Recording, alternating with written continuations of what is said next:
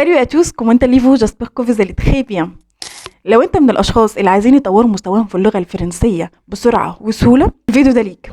النهاردة هنتكلم عن ازاي الذكاء الاصطناعي زي مثلا شات جي بي تي يقدر يكون أداة فعالة لتعلم اللغة الفرنسية خطوة بخطوة. تابعوا معايا الفيديو للآخر، نصايح عملية وحلول مفيدة. بس قبل ما تتابعوا الفيديو ما تنسوش تنزلوا تحت تشتركوا في القناه وتفعلوا زر الجرس وتحطوا لايك للفيديو، ويلا بينا. الذكاء الاصطناعي يقدر يساعدك في كل جوانب اللغه، زي مثلا عندك التحدث، تقدر تتدرب معاه على المحادثه كما لو كنت بتتكلم حقيقي مع شخص يتكلم اللغه دي. يقدر يصحح لك اخطائك ويديك امثله لنطق الكلمات الصحيحه. تاني حاجه الكتابه، وعايز تكتب جمل فرنسيه هو بيقدر يساعدك على تصحيح الجمل وبيعرضها بشكل متناسق. قدم لك اقتراحات لتحسين اسلوب الكتابه، استخدم القواعد بشكل افضل. الاستماع والقراءه، بيقترح لك مصادر كتير زي الفيديوهات اللي على اليوتيوب، البودكاست كمان مناسبه لمستواك. وضروري لما تيجي تطلب منه تكتب برومبت او تطلب منه عايز اي حاجه ما تنساش تكتب مستواك، سواء ادو بيان بيدو. الجزء التاني معانا وهو انك تتدرب على المحادثه. ازاي؟ مثلا لو تطلب منه يعمل دور جارسون وانت في كافيه فرنسي وعايز تطلب مثلا قهوه، فهو هيلعب دور الجارسون وانت تلعب دور العميل، وتبداوا تتدربوا مع بعض على هذا الشكل من المحادثه.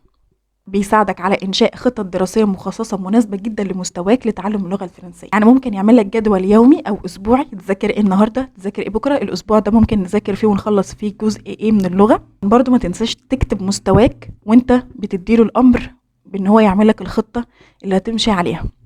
تعال نشوف مثال. لو انا عايزه اقول له، عايزه اسال شات جي بي تي، ده الاداه بتاعت الذكاء الاصطناعي، عايزه اقول له عايزه اعمل جدول اسبوعي لمذاكره اللغة الفرنسية مستوى ادو، ممكن تقدر تساعدني ان انا اعمل الجدول ده ازاي؟ وتعال نشوف النتائج مع بعض دلوقتي.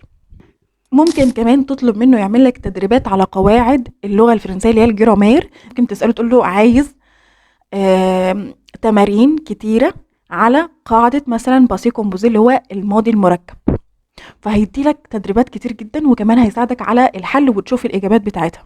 ممكن تطلب منه ملخصات لقصص فرنسية ويساعدك كمان على تلخيصها بنفسك. لو حسيت بملل أو زهقان ممكن تطلب منه يعمل لك ألعاب أو أنشطة بس باللغة الفرنسية. تجربتي أنا بقى الشخصية، لما كنت بمتحن ديل في بيئة، طلبت منه، كان بيجيلنا موضوعات كتير جدا محتاجة أكتر من 160 كلمة، فطبعا عايزة أفكار كتير لأن الموضوع كانت جديدة عليا. فكنت بدخل لشات جي بي تي بقول له عايزة مثلا افكار او عايزه كتابه موضوع عن موضوع كذا مثلا المستوى بيئه. كان بيجيب لي الموضوع فعلا اكتر من 160 كلمه، من 160 ل 180 كلمه، وكان بيديني افكار كتير جدا.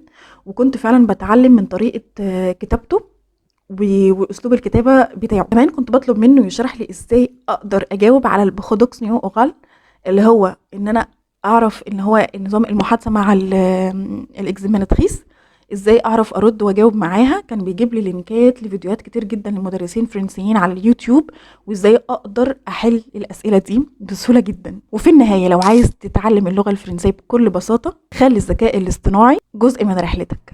كنت مبتدئ او متقدم، في ادوات كتير وموارد تساعدك. تشارك الفيديو ده مع اصحابك المهتمين بتعلم اللغه الفرنسيه، بتقول لنا في التعليقات تجربتك مع الذكاء الاصطناعي. شكرا على المشاهده.